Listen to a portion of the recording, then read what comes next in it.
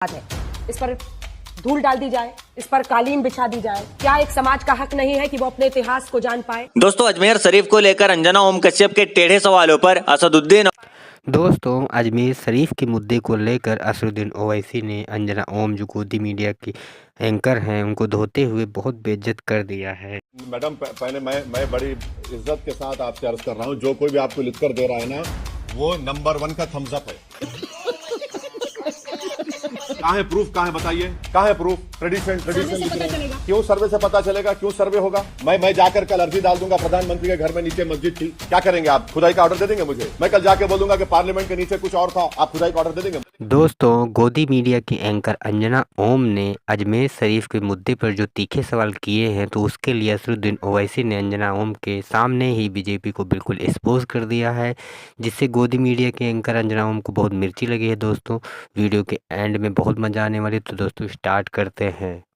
Supreme court में ताले लगवा दे। अगर मैं कहूँ हैदराबाद से चलेगा देश? नहीं, हैदराबाद से नहीं चलेगा देश, चलेगा बाबा साहब के संविधान से, देश चलेगा रूल ऑफ लॉ से। अभी मजा आएगा ना भिड़ो। पिक्चर चालू करो बे।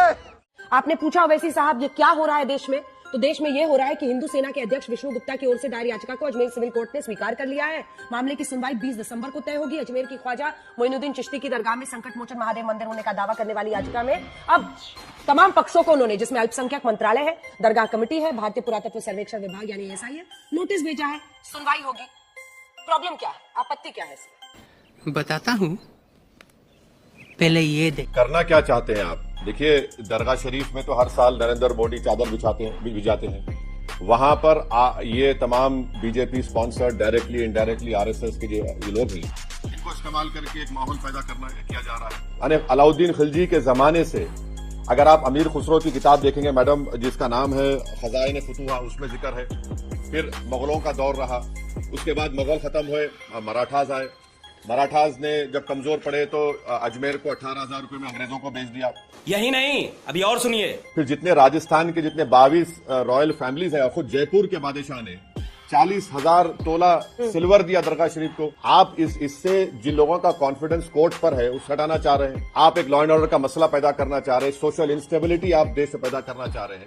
आपने तमाम किताब कोट किए, तो मैं भी आपको एक किताब दिखा रही हूँ जिसको इस पूरे केस में सबूत के तौर पर पेश किया गया है। अच्छा। Ajmer historical and descriptive, Harbilas Sarda की 1911 की किताब, जिसके पन्ने ये चीख कर बता रहे हैं कि वहां पर हिंदू मंदिरों के अवशेष की बात है। पन्ना नंबर 53, जिसमें 93, जिसमें ये लिखा गया है कि बुलंद दरवाजे के उत्तर के गेट में 3 मंजिला छतरी है। ये किसी हिंदू इमारत के हिस्से से बनी है। छतरी की बनावट हिंदू मूल को दिखाते हैं। पेज नंबर 94, छतरी में लाल रंग के बलुआ पत्थर वाला हिस्सा पुराने जैन मंदिर का है, जिसका विध्वंस किया गया।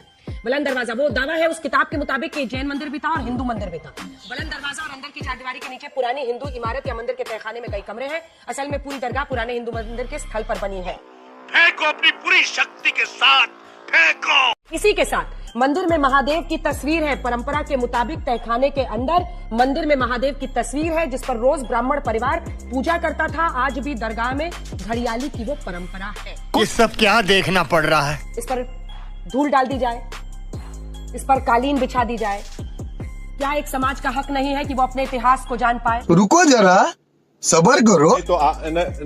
नहीं तो आप ये कह रहे हैं कि जो किताब में शारदा ने लिखा ट्रेडिशन की बुनियाद पर, कहाँ है प्रूफ? कहाँ है बताइए, कहाँ है प्रूफ? ट्रेडिशन लिख रहे हैं। क्यों सर्वे से पता चलेगा? क्यों सर्वे होगा? मैं जाकर कल अर्जी डाल दूंगा, प्रधानमंत्री के घर में नीचे मस्जिद थी, क्या करेंगे आप? खुदाई का ऑर्डर दे देंगे मुझे? मैं कल जाके बोलूंगा कि पार्लियामेंट के नीचे कुछ और था, आप खुदाई का ऑर्डर दे देंगे मुझे? मजाक है क्या? देश चलाना कोई मजाक है? कहाँ आप लेकर जाना चाहते हैं देश को? ये इस तरह से आप कोई भी कुछ लिख देगा, बेवकूफ पागल बातें कोई लिख देगा। ट्रेडिशन क्या ट्रेडिशन है? कौन सा ट्रेडिशन की आप बात कर रहे हैं? सुप्रीम कोर्ट में ताले लगवा दे। अगर मैं कहूँ हैदराबाद से चलेगा देश? ये क्या बात करता है यार? नहीं, हैदराबाद से नहीं चलेगा देश, चलेगा बाबा साहब के संविधान से, देश चलेगा रूल ऑफ लॉ से, देश चलेगा किसी आस्था की बुनियाद पर नहीं चलेगा। ना हिंदू की आस्था, ना मुसलमान की आस्था, ना सिख की आस्था। देश चलेगा तो संविधान से चलेगा। हम तो वही बोल रहे हैं। 800 साल के बाद आप बोल रहे हैं ख्वाजा अजमेरी की दरगाह नहीं है। आज आप कह रहे हैं कि 65 में नहीं सर, ये किसी ने नहीं बोला, ये किसी ने नहीं बोला। कोर्ट ने अभी सर्वे का ऑर्डर भी नहीं दिया अजमेर में सर। कोर्ट ने सिर्फ स्वीकार की है सुनवाई को। चड्ढा समझाओ इसे, समझाओ। वही संविधान देश की संसद को सबसे बड़ा मानता है ना सर, जहाँ बैठते हैं। प्लेसेस ऑफ वर्शिप एक्ट, आप तो इतने बड़े बैरिस्टर है सर, मुझे लाइन दिखा दीजिए ना कि सर्वे पर या कैरेक्टर जानने पर रोक है क्या इस कानून में, क्योंकि सुप्रीम कोर्ट ने उसका जिक्र किया। अगर हो, क्या कहता है प्लेसेस ऑफ वर्शिप एक्ट 1991? सुनिए, आप सेक्शन 3 सेक्शन 4 पढ़ लीजिए, मुझे बताने की जरूरत ही नहीं है।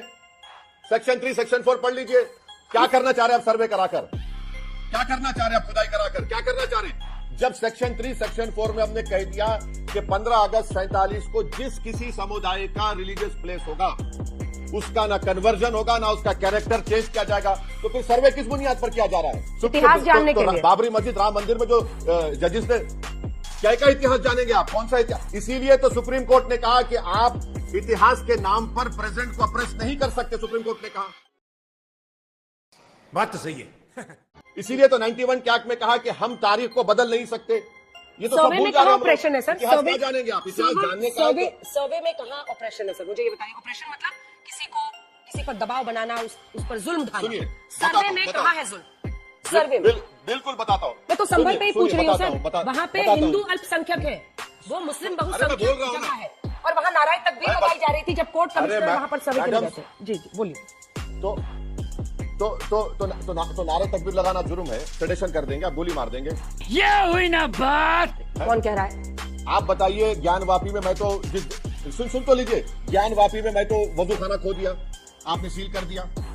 ज्ञानवापी में मस्जिद के सदन पार्ट में मैं उस हिस्से को खो दिया। क्या हो रहा है बताइए? फिर 91 एक्ट का क्या होगा? आपके सामने मैं लिविंग एग्जांपल्स दे रहा हूं और आपके सुनने वाले तय कर ले क्या ओवैसी सही कह रहा है, झूठ कह रहा है।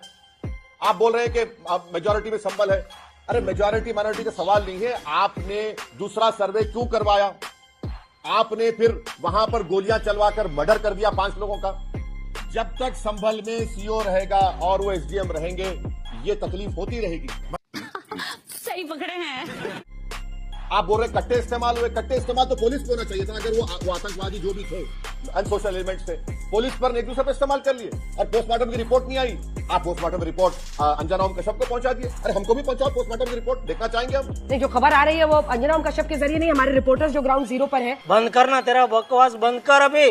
देखिए मामला क्या है ना, मैं असल बुनियाद पर आती हूँ। आप बार बार 1991 के स्पेशल जो वर्शिपिंग एक्ट है उसको कोट करते हैं। 20 मई 2022 को 91 का जो कानून है धार्मिक स्वरूप पता करने पर प्रतिबंध नहीं लगाता है। सुप्रीम कोर्ट ने कहा कि पूजा स्थल अधिनियम जो है 1991 का, प्लेसेस ऑफ वर्शिप एक्ट 1991, उसके तहत किसी पूजा स्थल के धार्मिक चरित्र का पता लगाना पर प्रतिबंध नहीं है। चरित्र बदलने पर रोक है, लेकिन सर्वे पर रोक नहीं है। तू समझा? हाँ।